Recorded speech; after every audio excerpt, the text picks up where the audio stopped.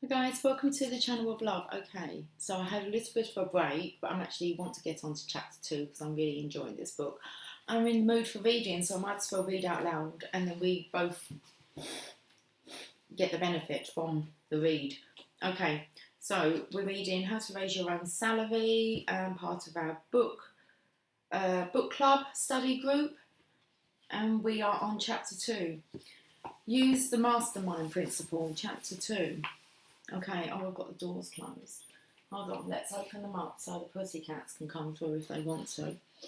Okay, use the mastermind principle, chapter 2. Okay, we start off with Napoleon Hill speaking. Hill, okay. Mr. Carnegie, we now come to the second of these principles, which you have named the mastermind. Will you please define what you mean by the term mastermind, so that we will all have a clear understanding of it? Carnegie.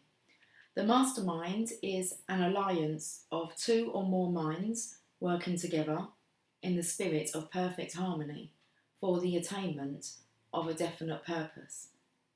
Hill.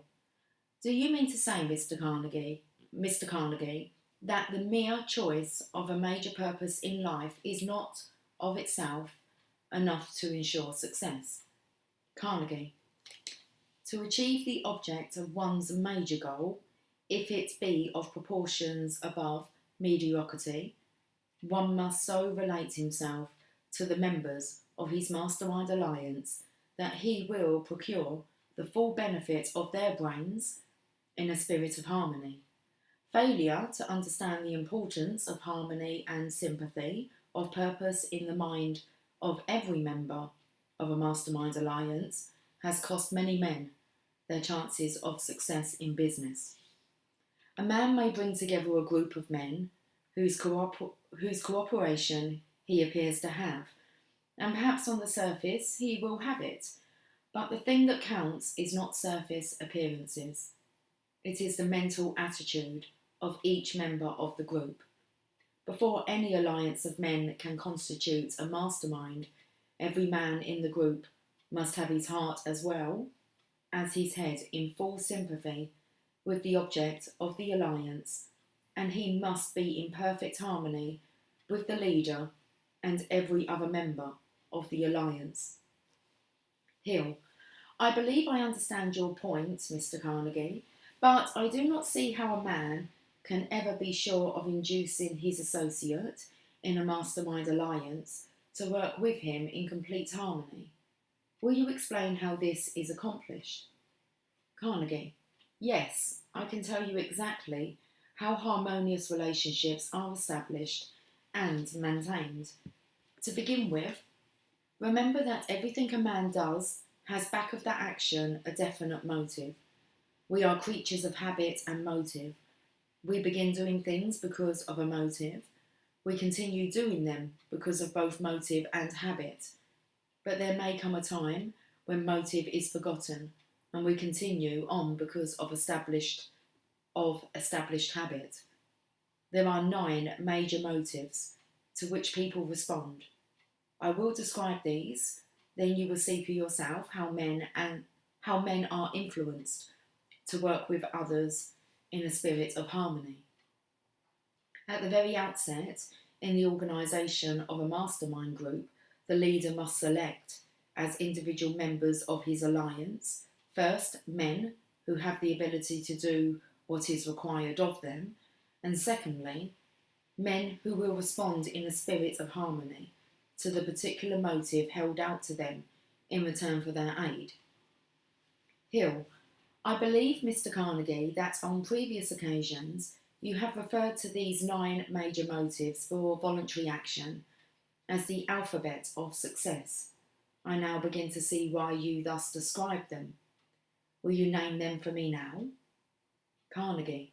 Here are the 9 motives, some combination of which creates the moving spirit back of everything we do. Number 1, the emotion of love, the gateway to one's spiritual power.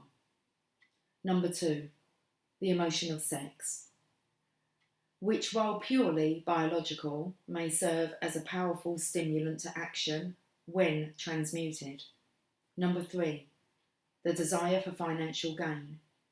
Number 4, desire for self-preservation. Number 5, desire for freedom of body and mind. Number 6, desire for self-expression, leading to fame and recognition. Number 7, desire for perpetuation of life after death.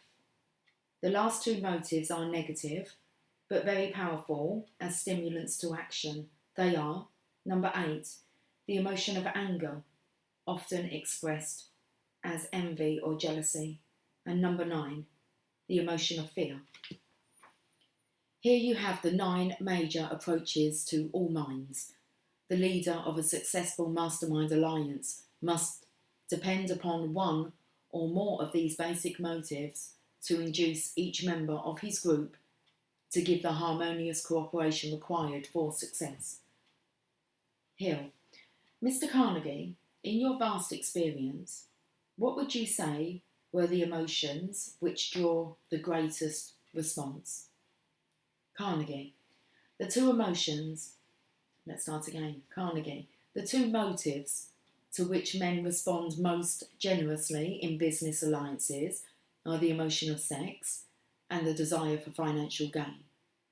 Most men want money more than any other thing, but they often want it mainly to please women of their choice. To please the woman of their choice. Okay.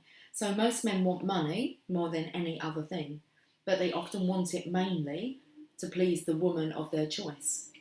Here, then, the motivating force is threefold: love, sex, and financial gain. There is a type of man, however, who will work harder for recognition than he will for material and financial gains. Hill. Mr. Carnegie, it appears that the man who successfully builds an organisation of men into a mastermind alliance must know men quite well. Will you explain how you managed to choose so successfully the men in your mastermind group? Did you pick your men at sight, or did you select them by the trial and error method, replacing those who proved unsuited for the purpose for which they were chosen? Carnegie. No man is smart enough to judge other men accurately by sight. There are certain surface indications which may be suggestive of a man's abilities, but there is one quality which is more important than all others as the deciding factor of a man's value as a member of a mastermind alliance, and that is his mental attitude towards himself and his associates. If his mental attitude happens to be negative, and he is inclined to be selfish, egotistical, or adversely provocative in his relationship with others, he will not fit into a mastermind alliance. Moreover, if such a man is allowed to remain as a member of a mastermind group, he may become so obstructive.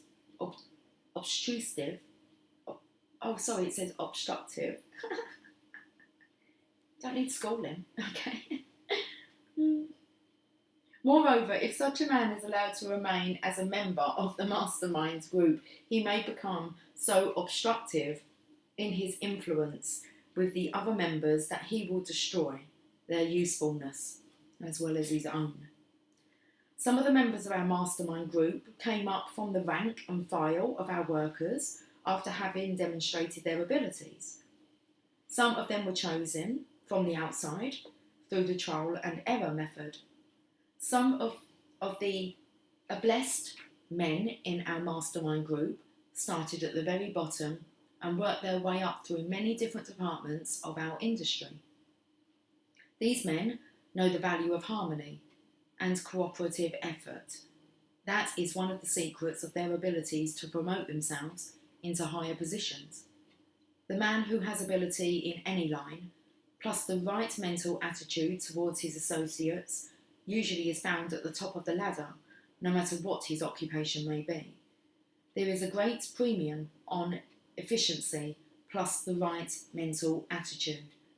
I wish you would stress this fact in your presentation of the philosophy of individual achievement.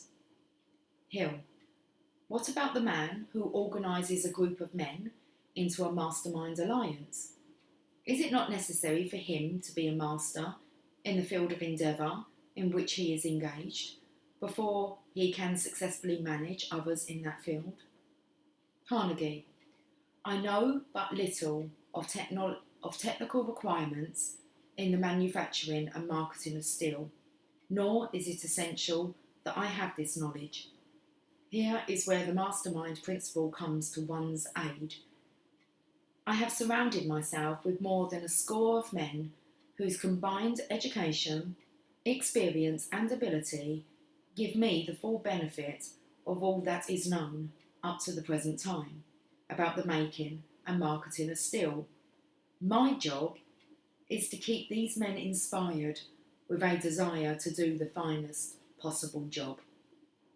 My method of inspiration can be easily traced back to the 9 basic motives and especially to the motive of desire for financial gain. I have a system of compensation which permits every member of my mastermind group to name his own financial reward. But the system is so arranged that beyond a certain maximum salary which each man is allowed, an individual must establish definite proof that he has earned more than this amount before he receives it. This system encourages individual initiative, imagination, enthusiasm, and leads to continuous personal development and growth. Remember, my major purpose in life is the development of men, not merely the accumulation of money. The money I possess came as a natural reward for the efforts I have put into developing men. Hill, you say that all success of noteworthy proportions is the result of understanding and application of the mastermind principle. Are there not some exceptions to this rule, Mr. Carnegie? Couldn't a man become a great artist, or a great preacher, or a successful salesman without the use of the mastermind principle? Carnegie, the answer to your question, the way you have stated it, is no. A man might become an artist, or a preacher, or a salesman without direct application of the mastermind principle, but he could not become great in these fields of endeavour without the aid of this principle. An all-wise providence has so arranged the mechanism of the mind that no single mind is complete. Richness of the mind, in its fullest sense, comes from the harmonious alliance of 2 or more minds working together towards the achievement of some definite purpose. There are one-man industries and one-man businesses, but they are not great, and they are individuals who go all the way through life without alienating themselves, in a spirit of harmony with other minds, but they are not great, and their achievements are meagre. You must include the philosophy, those factors which enable an individual to rise above mediocrity. The most important of these factors is an understanding of the power that is available to the person who blends his mind power with that of other people, thereby giving himself the full benefit of an intangible force which no single mind can ever experience. Hill, Mr. Carnegie, could you give me 1 or 2 examples of a mastermind alliance in action, which I could pass on to my students in the years to come? Carnegie, our form of government is an excellent example of the principle of the mastermind, combining, as it does, the harmonious cooperative effect of both the state and federal units of government. Under this friendly alliance, we have grown and prospered as no other nation known to civilization has done. Come over to the window and I will show you. Out there, in the railroad yards, a fine example of the mastermind in action in transportation. Out there, you will see a freight train being made ready for its run. The train will be in charge of a crew of men who coordinate their efforts in a spirit of harmony. The conductor is the leader of the crew. He can take the train to its destination only because all the other members of the crew recognise and respect his authority and carry out his instructions in a spirit of harmony. What do you suppose would happen to that train if the engineer neglected or refused to obey the conductor's signals?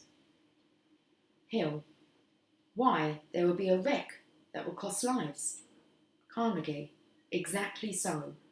Well, running a business successfully calls for the application of the same mastermind principle that is so essential in the operation of a railroad train. When there is a lack of harmony between those engaged in running a business, the bankruptcy court is not far away. Are you following me in this description? I want you to understand it because it deals with the very heart of all successful achievement in every field of human endeavour. Hill: I understand the mastermind principle, Mr. Carnegie, although I never thought of it as being the sole source of your stupendous achievements in the steel industry and the basis of your huge fortune. Carnegie: oh no, it is not the sole source of my achievements. Other principles, which I shall describe to you later on, have entered into the accumulation of my money and the building of a great steel industry, but they have been of less importance than the mastermind. The principle of second importance to the mastermind is definiteness of purpose, which I have already described. These two principles combined have produced what the world calls a successful industry. Neither of these, by themselves, could have brought success. Look at those hobos down there in that freight car, and you'll see a perfect example of a group of men without either definiteness of purpose or a mastermind. There is also an example of lack of purpose and coordination of effort. If these men will put their heads together, choose a definite purpose, and adopt a definite plan for carrying out their purpose, they might well be the crew that runs that freight train, instead of an unfortunate, poverty-stricken group of homeless men. Hill: how is it that these men were never taught the principles of achievement as you are describing them to me? Why have they not discovered the power of the mastermind as you have done? Carnegie: I did not discover the mastermind principle. I appropriated it, took it literally from the Bible. Hill: from the Bible, sir? Why, I never knew the Bible taught the practical philosophy of achievement. In what portion of the Bible did you find the mastermind principle? Carnegie: I found it in the New Testament, in the story of Christ and his 12 disciples. You remember the story, of course? As far as I have been able to learn, Christ was the first person in history who made definite use of the mastermind principle. You recall Christ's unusual power and power of his disciples after he was crucified. It is my theory that Christ's power grew out of his relationship with God, and that the power of his disciples grew out of their harmonious alliance with him. He stated a great truth when he said to his followers that they could perform even greater things, for he had discovered that the blending of two or more minds in a spirit of harmony, with a definite end in view, gives one contact with the power of the universal mind.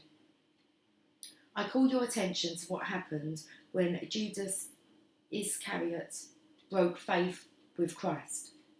The breaking of the bond of harmony brought the Master the supreme catastrophe of his life, and for the sake of practical paraphrasing, may I suggest that when the bond of harmony is broken by any cause whatsoever, between the members of a mastermind group that operates a business or a home, ruination is just around the corner. Hill: can the mastermind principle be of practical benefit in other than business relationships, Mr. Carnegie? Carnegie, oh yes, it can be of practical use in connection with any form of human relationship where cooperation is necessary. Take the home, for example, and observe what happens when a man and his wife and other members of the family put their hearts and heads together and work for the common good of the entire family. Here you will find happiness, contentment, and financial security. You have heard it said that a man's wife can make or break him. Well, it is true, and I'll tell you why. The alliance of a man and a woman in marriage creates the most perfect known form of mastermind, providing the alliance is blended with love, sympathy of understanding, oneness of purpose, and complete harmony. Evidence of this may be found in the fact that one may find the influence of a woman as the major motivating force in the life of practically every distinguished man of achievement down through the ages. Fortunate indeed is a man who is married to a woman who devotes her life to strengthening his own mind power by blending with it her own in a spirit of sympathetic understanding and harmony. What type of wife will never break any man?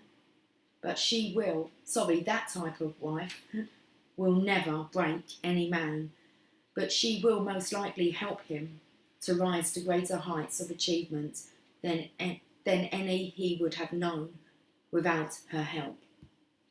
Hill, if I understand you correctly, Mr. Carnegie, a proper application and use of the mastermind principle gives an individual the benefit of the education and experience of other people, but it goes much beyond this and aids the individual in contacting and using the spiritual forces available to him. Is that your understanding of the principle? Carnegie, that is precisely my understanding of it. A great psychologist once said that no two minds ever come into contact without their being born of that association, a third and intangible mind, of greater power than either of the two minds. Whether this third mind becomes a help or a hindrance to one or both of the two contacting minds depends entirely upon the mental attitude of each. If the attitude of both minds is harmonious, sympathetic, cooperative, then the third mind, born of the contact, may be beneficial to both. If the attitude of one or both the contacting minds is antagonistic, controversial, unfriendly, the third mind born of the contact will be harmful to both. The mastermind principle is no man-made principle, you know. It is part of the great system of natural law, and it is as immutable as the law of gravitation, which holds the stars and the planets in their places, and as definite in every phase of its operation. We may not be able to influence this law, but we can understand it and adapt ourselves to it in ways that will bring us great benefits, no matter who we are or what our calling may be. Hill, from your analysis of the mastermind principle, I gather the impression, Mr. Carnegie, that men who have been deprived of an early education need not limit their ambition on that account, since it is both possible and practical for them to use the education of others.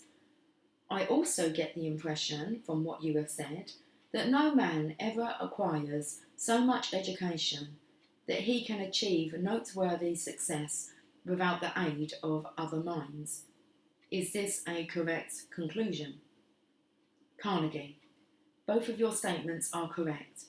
Lack of schooling is no valid excuse for failure. Neither is an exhaustive schooling a guarantee of success.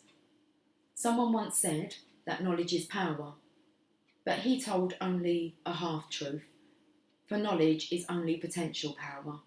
It may become a power only when It is organised and expressed in terms of definite action. There is a big difference between having an abundance of knowledge and being educated. The difference will become apparent if you look up the Latin root from which the word educate is derived. The word educate comes from the Latin word educare, which means to draw out, to develop from within, to grow through use. It does not mean to acquire and store knowledge. As I explained in the first principle, success is the power to get whatever one desires in life without violating the rights of others. Observe that I use the word power.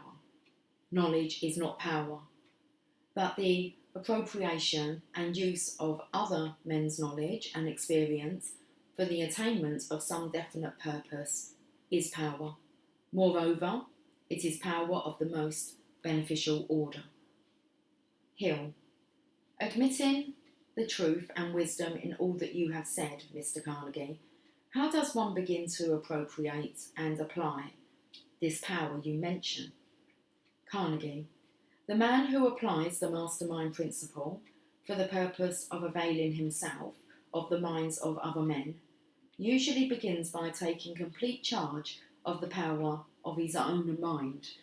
I will tell you more of the process by which this is done when we reach the lessons on initiative and self-confidence, but right now I wish to emphasise the importance of an individual's removing self-imposed limitations which most people set up in their own minds.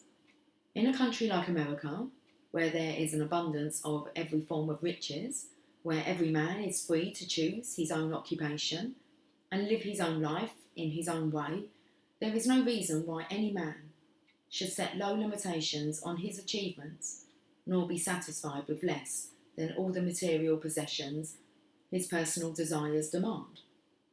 In our country, there is a high premium on individual initiative, imagination, and definiteness of purpose, and it consists of the easy accessibility of the material things each man requires to fulfill his idea of success. Got no battery. I'm going to have to charge up, guys. I'm going to have to charge up. Just leave it there. Okay, let me just get my charger.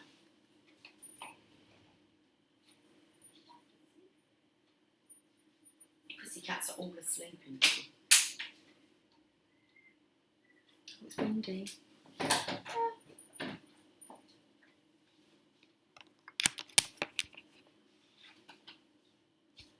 I might have to just... Oh, okay, I think we're good there.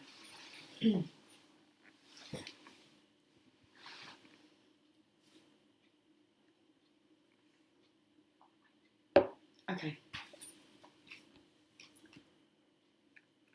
In our country, there is a high premium on individual initiative, imagination, and definiteness of purpose, and it consists of the easy accessibility of the material things each man requires to fulfill his idea of success. Here a man may be born in poverty, but he does not have to go through life in poverty. He may be illiterate, but he does not have to remain so. But here, as in every other part of the world, no amount of opportunity will benefit the man who neglects or refuses to take possession of his own mind power and use it for his own personal achievement. For the sake of emphasis, I repeat that no man can take the fullest potential. For the sake of emphasis, I repeat that no man can take the fullest possession of his own mind power without combining it, through the mastermind principle, with the minds of others for the attainment of a definite purpose. Hill. Mr. Carnegie, will you outline for me, step by step, a complete plan which one should follow in the organisation of a mastermind group? This procedure is not quite clear to me. It may be even less so to the person who has had no experience in the use of the mastermind principle. Carnegie. The procedure in every individual case will be slightly different, depending on the education, experience, personality, and mental attitude of the person starting to organise a mastermind group, and the purpose for which he is organising it. But in every instance, there are certain fundamentals to be observed. Hill. Because of what you have said on previous occasions, Mr. Carnegie, I'm going to hazard a guess as to what the very first fundamental is. Its definiteness of purpose. Carnegie. Right you are. Definiteness of purpose. The starting point of all achievement is definite knowledge of what one wants. We have discussed this principle in our last two interviews. And for the second fundamental is that of choosing members for a mastermind group. As I have already stated, every person with whom an individual allies himself under the mastermind principle should be in complete sympathy with the object of the alliance and must be able to contribute something definite toward the attainment of that object. The contribution may consist of the member's education, experience, or, as is often the case, it may consist of the use of the goodwill he has established in his relationship with the public, commonly known as contacts. Hill. And what is the third important fundamental requirement in the organisation of a mastermind group, Mr. Carnegie? Carnegie. It is motive. No one has the right, and seldom does anyone have the ability, to induce others to serve as members of a mastermind group without giving something in return for the service received. The motive may be financial reward, or it may consist of some form of return favours, but it must be something which is of equal value. Equal value to or greater than the service expected. I cannot overemphasise the fact that the man who tries to build a mastermind alliance without determining that every member of his alliance profits in proportion to his value in the alliance is doomed to a certain failure. Hill. Am I correct, Mr. Carnegie, in recalling that on previous occasions you have stressed the need for harmony in a mastermind group? Carnegie. You are indeed. Complete harmony must prevail among all members of a mastermind alliance if success is to be ensured. There can be no behind the back disloyalties on the part of any member of the group. Every member of the alliance must subordinate his own personal opinions, his own desires for personal achievement, for the fullest benefit of the group as a whole, by thinking only in terms of the successful achievement of the object of the alliance. In the choice of individuals to serve as allies in a mastermind group, first consideration should be given to the question as to whether or not the individual can and will work for the good of the group. Any member who is unable to do this must, upon discovery of his deficiency, be replaced by someone who can and will do so. There can be no compromise on this point. Hill. Mr. Carnegie, I have the feeling that you are leading up to something. What happens after a definite objective has been decided upon and the proper person selected to work in harmony for its attainment? Carnegie. Then the time has arrived for action. Once formed, a mastermind group must become and remain active to be effective. The group must move on a definite plan at a definite time towards a definite end. Indecision, inaction, delay will destroy the usefulness of the entire group. Moreover, there is an old saying that the best way to keep a mule from kicking is to keep him so busy pulling he will have neither the time nor the inclination to kick. The same may be said about men. Success in any undertaking calls for definite, well-organised and continuous work. Nothing has yet been invented to take the place of work. Not all the brains of the world are sufficient to enable a man to achieve outstanding success without work. Hill. Mr. Carnegie, as you continue your discussion of the fundamental requirements for the organisation of a successful mastermind group, will you please explain the role of the group leader? Carnegie. The leader who organises the group must actually lead. As far as work is concerned, he should be the first to arrive at the place of work and the last to leave. Moreover, he should set his associates a good example by doing as much or more work than they. The greatest of all bosses is the man who makes himself the most nearly indispensable, and not the man who happens to have the last word when decisions are to be made and plans are to be chosen. Every leader's motto should be, "The greatest among you shall be the servant of all." Hill. Well, Mr. Carnegie, there is one question I have been waiting to ask, hoping that perhaps you would volunteer the answer before I asked it. From your rich experience, sir, what single factor, above all others, determines the success or failure of the Mastermind Alliance? Carnegie. Mental attitude. In a Mastermind Alliance, as in all human relationships, the factor which, more than all others, determines the extent and nature of the cooperation one gets from others is his own mental attitude. I can say truthfully that in my relationship with my own mastermind group, there never was a time when I did not hope that every man in the alliance would get from the alliance the fullest possible measure of personal benefit, and there never was a time when I did not try, with all the resources of what ability I possessed, to develop in every member of my alliance the fullest potentialities of his own ability.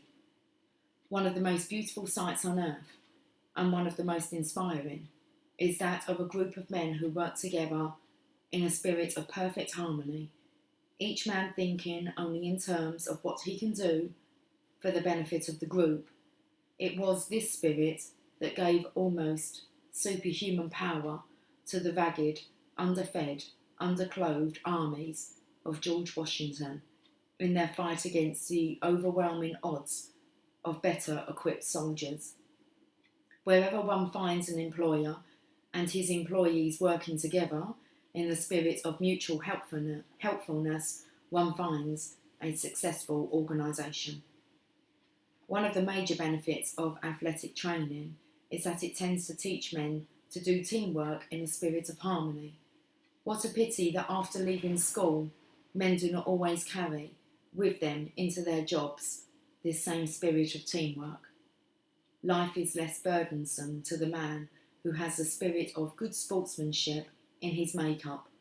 Therefore, let the spirit of sportsmanship become an important factor in every undertaking based on the mastermind principle, and let it begin with the man who organises the group. The others will get the spirit from his example. Hill. How much better things would be in a world today if people everywhere could learn to observe just the one fundamental you called teamwork, Mr. Carnegie. Tell me, are there still more rules for building a successful mastermind alliance? Carnegie. There is one more that might be named the confidential relationship. The relationship existing between men under the mastermind principle should be a confidential one. The purpose of the alliance should never be discussed outside the ranks of the members unless the object of the alliance is that of performing some public service. The best of all possible ways of telling the world what one is going to do is by showing the world what one has already done. I have heard it said that every great man, and there are a few such men during every generation, always has some aims and purposes in his mind which are known to no one except himself and his God. Perhaps you may not aspire to be great, but you may profit greatly if you bear this statement in mind and refrain from announcing your aims and plans prior to their fulfilment. Hill, Mr. Carnegie, will you describe what you believe to be the most important mastermind alliance in the United States? Carnegie, the most important mastermind alliance in America, or for that matter in the entire world, is the alliance between the states of our country. From this alliance comes the freedom and liberty of which we in America feel so proud. The strength of the alliance lies in the fact that it is voluntary and that in a spirit of harmony it is supported by the people. The alliance between the states have created a greater variety of opportunities for the exercise of individual initiative than exists anywhere else in the whole world. Our entire system was designed and is maintained as a favourable medium for the support of private enterprise and as an encouragement to personal initiative based on the 9 basic motives. Hill, would you care to refresh our minds as to how this wonderful alliance operates, Mr. Carnegie? Carnegie, the operating principle of the Mastermind Alliance under which our country is managed is simple. It consists of a triumvirate known as the executive, the judicacy, and here we come with the hard words, and the legislative bodies all working. The judiciary, the legislative bodies, I don't know some of these words, all working in a spirit of harmony in direct response to the will of the people. Let's carry on. This system is used in the management of the individual states, as well as in the management of the entire alliance of states known as the federal government. The system can be changed by the will of the people, and the public officials who administer the system can, with very few exceptions, be retired on short notice. So far, no better system of human relationship has been found, and no better system is in the prospect of being found within the near future.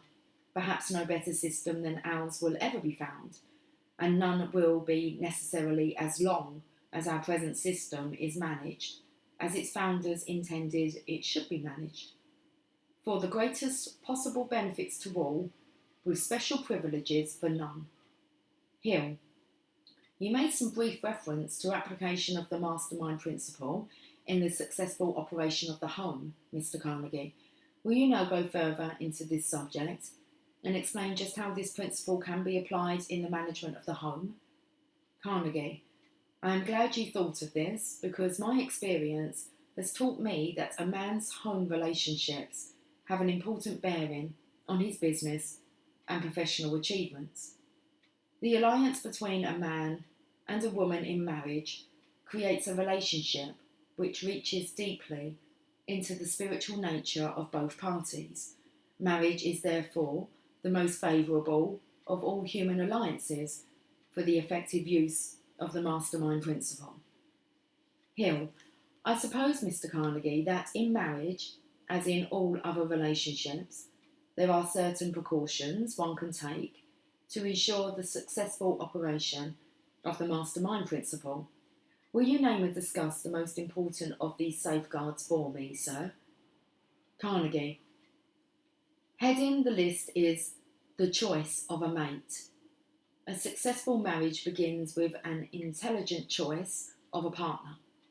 Let me explain what I mean by an intelligent choice.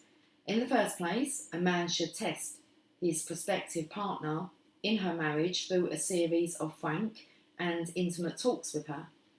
He should tell her how he intends to make a living and be very sure she is in full accord with him, both as to his chosen occupation and his methods of following it.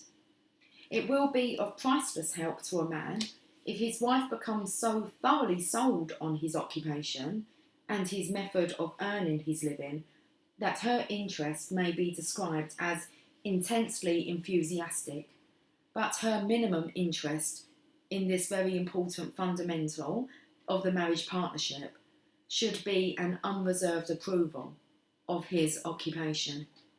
Failure to have an understanding on this subject has destroyed the possibilities of applying the mastermind principle in many marriages. Hill.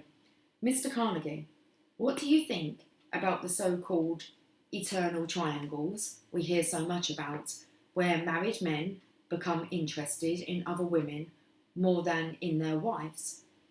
Carnegie. I think it is no exaggeration to say that most of them have their beginning in the discovery of lack of interest by their wives in their chosen work. It is a part of the man's nature to seek close association with those who show a keen interest in his work. A man's ego needs food in the form of personal encouragement, and no one is in as favourable a relationship with him to supply this as his wife. Hill. Well, Mr. Carnegie, what about instances where a man and his wife are engaged in the same occupation or the same business and are working together for a common purpose?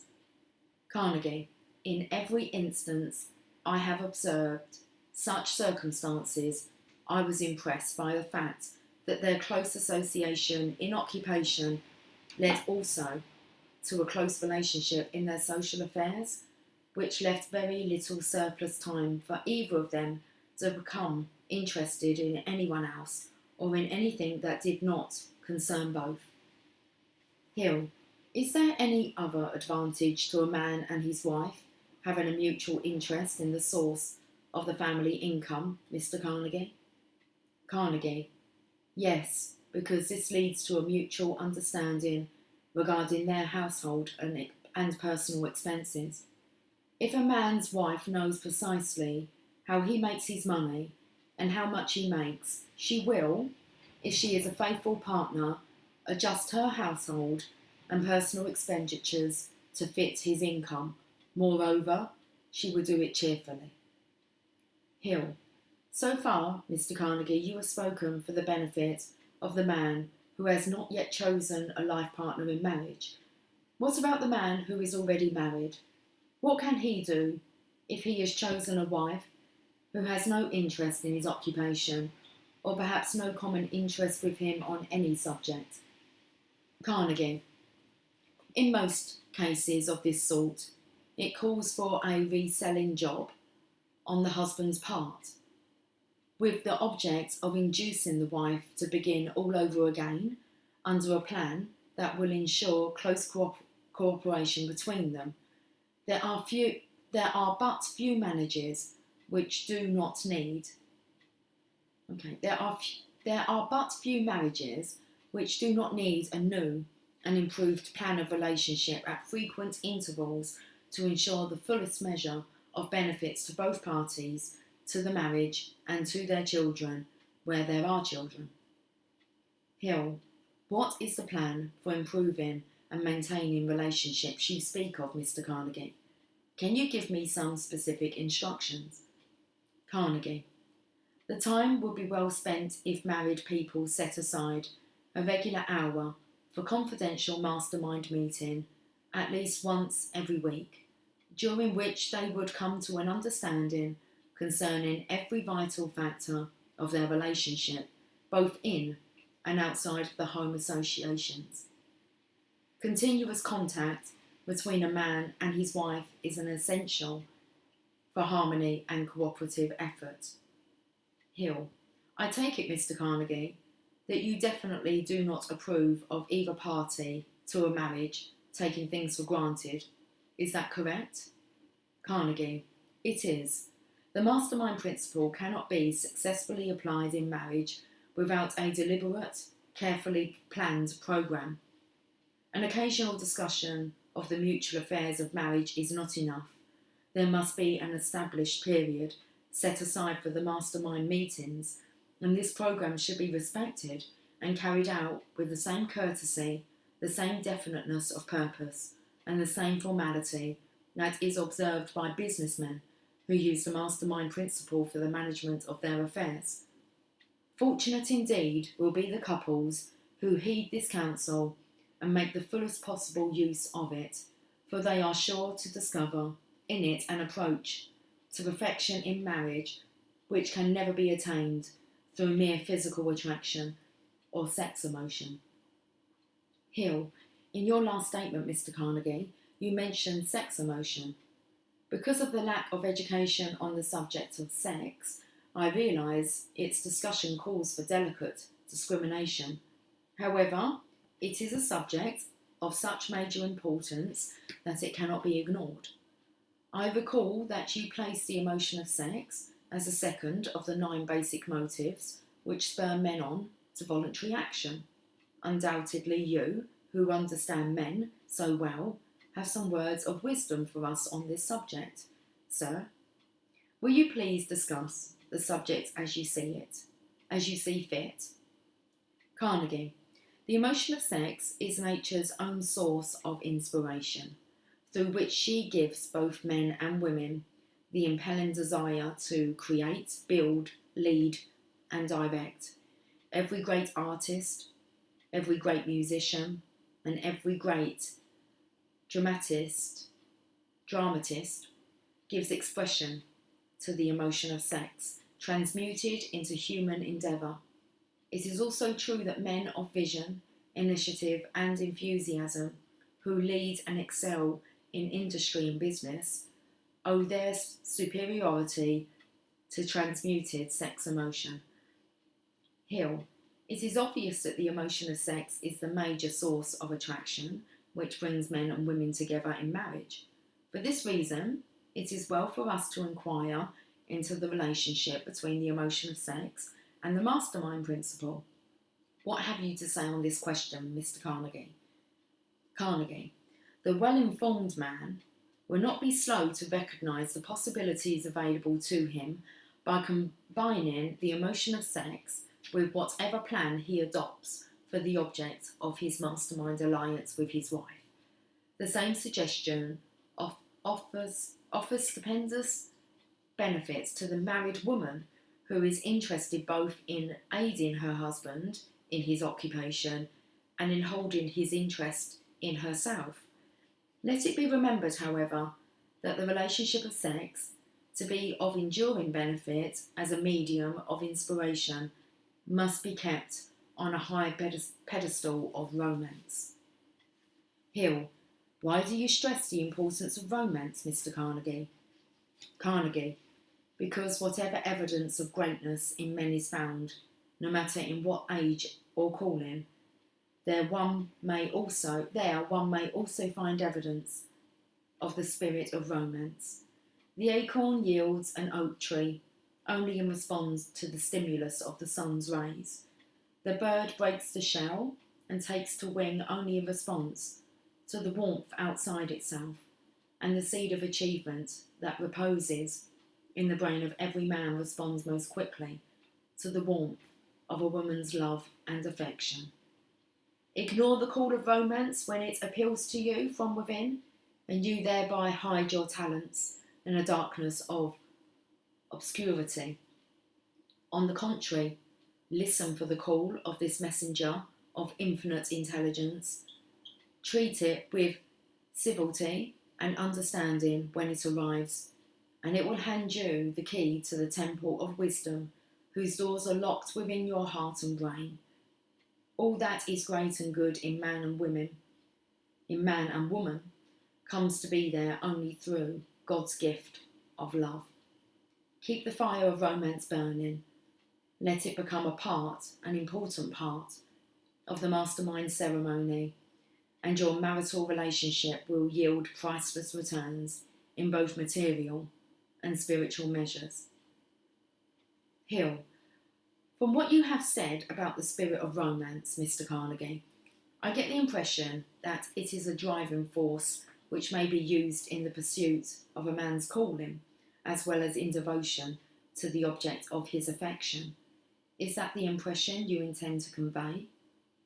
Carnegie, that is precisely what I have been saying, and I have said it because the force that is born of a combination of love and sex is the very elixir of life, through which nature expresses all creative effort. Understand this truth, and you will know why a man's greatest use of the mastermind principle is that which grows out of his alliance with the woman of his choice. And you will understand also why it is so essential for a man to keep his relationship with his wife on the plane of romance. Hill, how does one go about kindling this emotional fire which is so powerful? Carnegie, the spirit of romance is born of the combination of the emotions of love and sex. Enthusiasm, driving force, keen interest and vision are essential for success in any calling, and these states of mind can be produced at will by the person who converts the motives of sex and love, two of the strongest of the 9 basic motives, into an obsessional interest in his occupation. Romance is a blend of the emotions of love and sex. It is a healthy, normal impulse. If it is not degraded by physical desire, it takes drudgery from toil. It raises the thoughts of the most humble worker to the status of genius. It drives away discouragement and replaces it with definiteness of purpose. It transforms poverty into a mighty and irresistible power for achievement. It fires the imagination and forces it to become active and creative. It has been the heart and soul of every outstanding man of achievement who has ever left footprints on the sands of time. Hill, will you now analyse the mastermind principle as it applies to the efforts of an individual in his daily efforts to appropriate his share of American opportunity? Carnegie, I will now analyse some of the individual uses of this great universal principle as it may be applied in the development of various human relationships contributory to the attainment of one's main purpose in life. Every student of the philosophy of American achievement should recognise the fact that the attainment of his highest aim in life can be reached only by a series of steps, and that every thought he thinks, every transaction in which he engages in relationship with others, every plan he creates, and every mistake he makes has a vital bearing on his ability to attain his chosen goal. One's major purpose must be backed up and followed through by continuous effort, the most important part of which consists of the sort of effort that is applied in relationship with other people. With this truth well fixed in the mind, it is not difficult to understand how necessary it is for an individual to be careful in his choices of associates, especially those with whom he comes into close daily contact.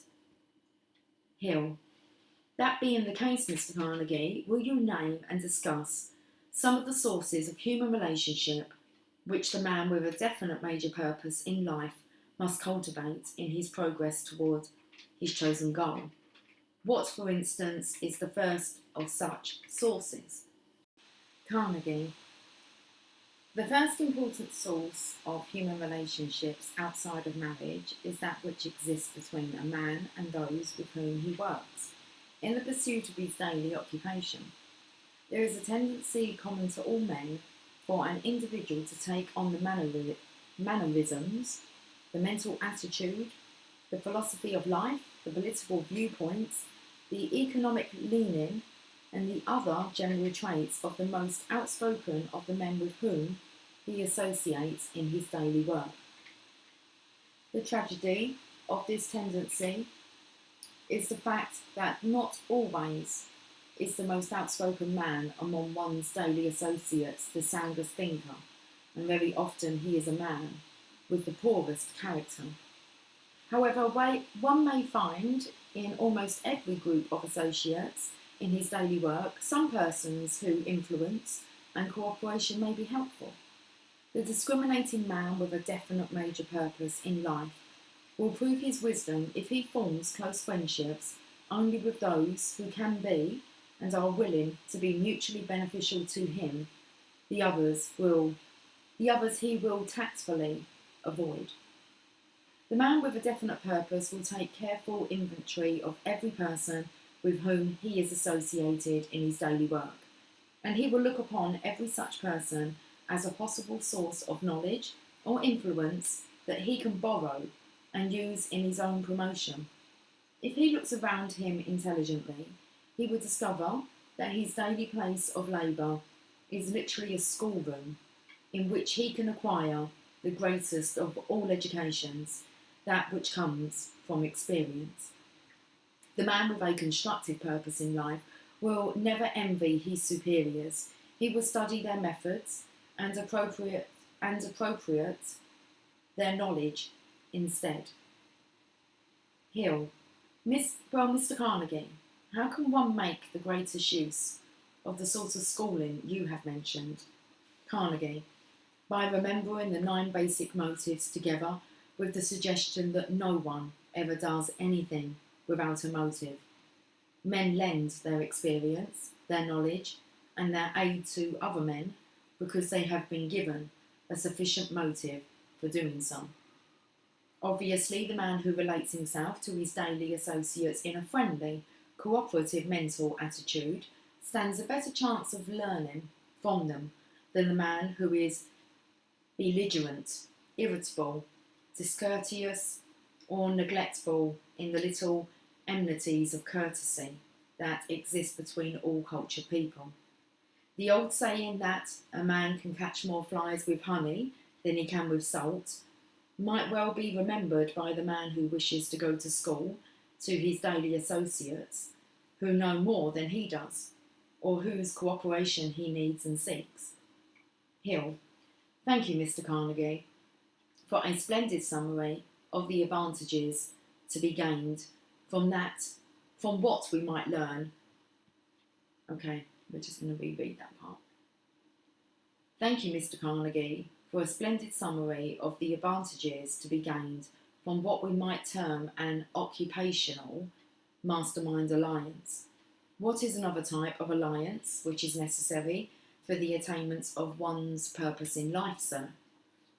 Carnegie. Next in importance is an educational alliance. No man's education ever is finished. The man whose definite major purpose in life is of noteworthy proportions must continue to be a student, and he must learn from every possible source, especially those sources from which he can gather specialised knowledge and experience related to his major purpose. The public libraries are free. They offer a great array of organised knowledge on every subject known to civilization. They carry in every language the sum total of all man's knowledge. The successful man makes it his business to read books and to learn important facts concerning his chosen work, which have come from the experience of other men who have gone before him. A man's reading programme should be as carefully chosen as his daily diet, for it too is food without which he cannot grow mentally. The man who spends all his reading time on the funny papers and the sex magazines is not headed towards great achievement. A man should include in his daily reading programme some material which definitely provides him with knowledge which he can use in the attainment of his major purpose. Random reading may be pleasing, but it seldom is helpful in connection with a man's occupation. Hill. Mr. Carnegie, you have stressed reading. Is reading the only source of education available to a man with a definite purpose in life? Carnegie. Not at all. By a careful choice among his daily associates, a man may ally himself with men from whom he can acquire a very liberal education through ordinary conversation. Business and professional clubs offer an opportunity for one to form alliances of great educational benefit, provided a man chooses his clubs and his individual associations in them with a definite objective in mind. In this way, many men have formed both business and social acquaintances of great value to them in carrying out the object of their major purpose. No man can go through life successfully without the habit of cultivating friends. The word contact, as it is used in connection with personal acquaintanceship, is an important word. If a man makes it a part of his duty to extend his life of personal contacts, he will find the habit to use to him, the habit of use. Okay, he will find the habit of use to him in ways that cannot be foreseen while he is cultivating his acquaintances. But the time will come when they will be ready and willing to aid him if he has done a good job of selling himself to them. And that ends the use of the mastermind principle. Next chapter, chapter 3, develop an attractive personality. Okay, so I've done 2 chapters today. I did have to pause that one, guys. At the end, I added a little clip onto it. Okay, we're going to leave it there then for today. It's all coming in perfectly. Okay, I'll catch up with you guys soon. Take care, much love. Bye.